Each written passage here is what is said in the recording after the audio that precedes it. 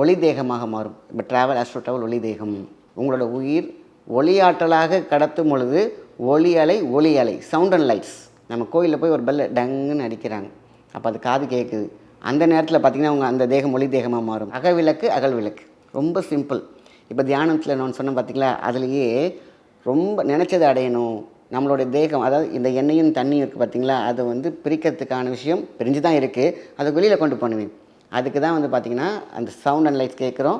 அந்த சவுண்ட் லைட்ஸில் தியானத்தில் இந்த ஒளி தேகம் அகல் விளக்கு அகவிளக்கு நம்ம உலகம் இருக்குது. இந்த அகல் விளக்கு எரிஞ்சிட்ருக்கு. இதை ரெண்டையும் சேர்க்குறீங்க பார்த்திங்களா, அதுதான் மாயப்பொருள், அதுதான் பிரணவம், அதுதான் பிராணசக்தி. இதை தான் 7000 என்ன சொல்லியிருக்காங்கன்னா, சட்டென்று வெற்று வெளிச்சத்தில் வெளிச்சத்தை காண்றுவிட்டால் உலக உள்ள விளக்கு, அதனால் உள்ளே இருக்கக்கூடிய அகல் விளக்கு எரிய தொடங்கும். நீங்கள் பற்ற வைக்க வேண்டிய அவசியமே இல்லை.